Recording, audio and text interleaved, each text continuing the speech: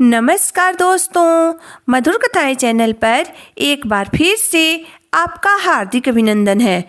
तो आज की मेरी कहानी का शीर्षक है खुशियों की चाबी। तो चलिए शुरू करते हैं आज की अपनी ये कहानी। आज प्रिया का मन बहुत बेचैन हो रहा था। वह आज सुबह से बहुत उदास थी क्योंकि आज उसकी शादी की 5वीं सालगिरह थी। परंतु इतने दिन बीत जाने के बाद भी अभी तक भगवान ने उसकी गोद सुनी रखी थी। फिर भी वह खुश रहने की पूरी कोशिश करती थी, परंतु आज एक बार फिर उसके जख्म हरे हो गए थे। हुआ यूं कि वह आज अपनी बहुत अच्छी सहेली वर्षा के घर उसके बेटे के नामकरण संस्कार में गई थी। नामकरण की विधि चल रही थी। प्रिया अपनी सहेली के मां बनने पर बहुत खुश थी। नामकरण संस्कार में सोसाइटी की बहुत सारी महिलाएं आई थीं। सारी विधि पूरी होने के बाद सभी महिलाएं नवजात बच्चे को तोहफे तथा आशीर्वाद दे रही थीं। तभी वर्षा ने प्रिया को इशारे से बुलाया और कहा, प्रिया, क्या तुम थोड़ी देर बच्चे को संभाल लोगी? मैं काफ़ी थक गई हूँ। प्रिया मुस्कुराते हुए बोली, वर्षा, क्या ये भी कोई कहने वाली बात है? लाओ, दो मुझे बच्चे को, आखिर मैं भी तो इसकी मौसी हूँ। ये कहते हुए उसने बच्चे को अपने गोद में ले लिया और वर्षा कमरे में आराम करने चली गई। तभी वहाँ वर्षा की सासू माँ आ गई। वो प्रिया के गोद में बच्चे को देखकर जोर से चिल्लाई, बहू, तुम्हें जरा भी अकल नहीं है क्या, जो एक बांझ औरत के हाथ में अपना बच्चा थमा दिया? अगर बच्चे को कुछ हो गया तो? अपनी सास की बात सुनकर वर्षा बोली, माँ जी, आप ये कैसी बात कर रही हैं? प्रिया ने हमेशा मेरा साथ दिया है। आपके यहाँ आने से पहले हॉस्पिटल में भी इसने मेरा और मेरे बच्चे का बहुत अच्छे से ख्याल रखा। भला इसकी नज़र मेरे बच्चे को कैसे लग सकती है? सास बहू की बात सुनकर वहाँ मौजूद बाकी की औरतें भी आपस में बात करने लगी। वह कहने लगी, ठीक ही तो कह रही है वर्षा की सास। अरे ऐसी बांझ औरत को तो इस फंक्शन में बुलाना ही नहीं चाहिए। खुद तो माँ बन नहीं सकती और चली आई दूसरे के बच्चे को संभालने के बहाने नज़र लगाने। अरे ऐसी औरत की छाया भी माँ और बच्चे के लिए अशुभ हो सकता है। सबकी इतनी जली कटी बातें सुनकर प्रिया के आंखों से आंसू बहने लगे। उसने बच्चे को वर्षा को पकड़ाकर रोते हुए घर आ गई।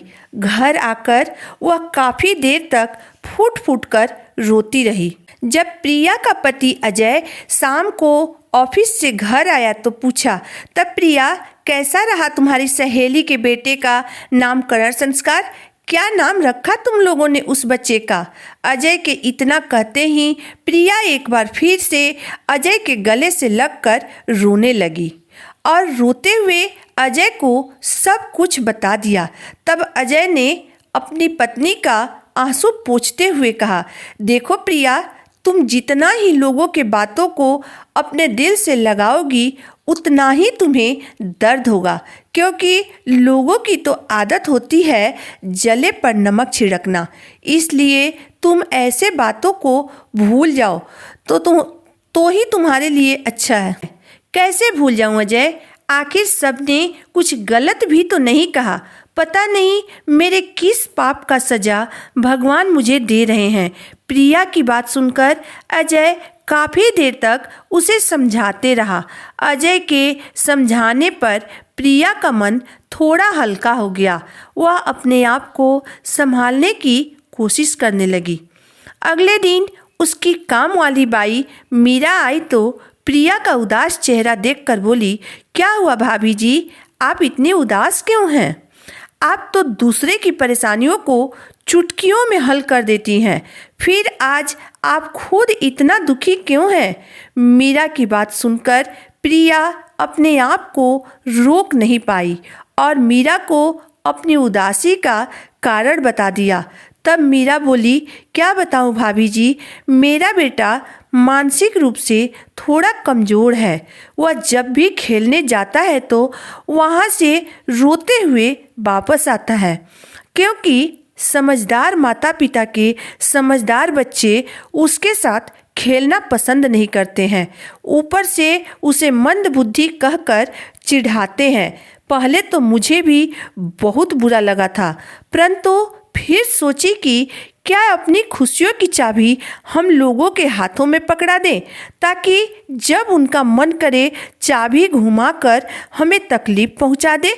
इस दुनिया में ऐसा कोई भी नहीं है जिसमें कोई कमी न हो, कोई ना कोई कमी सब में होती है। परंतु लोग अपनी कमियों को देखने के बजाय दूसरों की कमी, दूसरों की कमजोरी ढूंढते रहते हैं, ताकि समय समय पर उन्हें चोट पहुंचा सके। यही सोचकर मैं और मेरा बेटा लोगों के बातों को दिल से लगाना छोड़ दिया और आज हम दोनों बहुत खुश हैं। काम वाली बाई मीरा की बात सुनकर प्रिया दंग रह गई। उसने मीरा से कहा, तुमने बिल्कुल सही कहा मीरा, आज से मैं भी अपनी खुशियों की चाबी अपने हाथ में रखूंगी और लोगों की बातों को दिल से नहीं लगाऊंगी और न ही उनकी बातों को अपनी ज़िंदगी में जगह दूंगी, क्योंकि मुझे भगवान पर पूरा भरोसा है। आज नहीं तो कल मेरी भी ज़िंदगी में खुशियाँ ज़रूर आएगी। धन्यवाद मीरा, आज तुमने मुझे ज़िंदगी जीने का एक नया तरीका सिखा दिया। तो दोस्तों, आज की मेरी कहानी यहीं तक थी। दोस्तों, ये हमारे समाज की पुरानी कहावत है कि दीवार जहाँ कमज़ोर हो तो चोट भी वहीं मारनी चाहिए, ताकि वह जल्दी से टूट जाए। लोगों को हमारे अंदर की 100 अच्छाई नहीं दिखती है, परंतु एक बुराई जरूर दिख जाती है, जिसके कारण वो हमें वक्त बेवक्त ताना मारते रहते हैं। इसमें आपकी राय क्या है, आप मुझे ज़रूर बताइएगा। अगर आपको मेरी कहानी अंत तक पढ़ने और सुनने के बाद पसंद आई हो तो मेरे वीडियो को लाइक कर दीजिएगा, चैनल को सब्सक्राइब कर दीजिएगा। तो फिर मिलते हैं एक नए वीडियो, एक नई कहानी के साथ। तब तक के लिए धन्यवाद।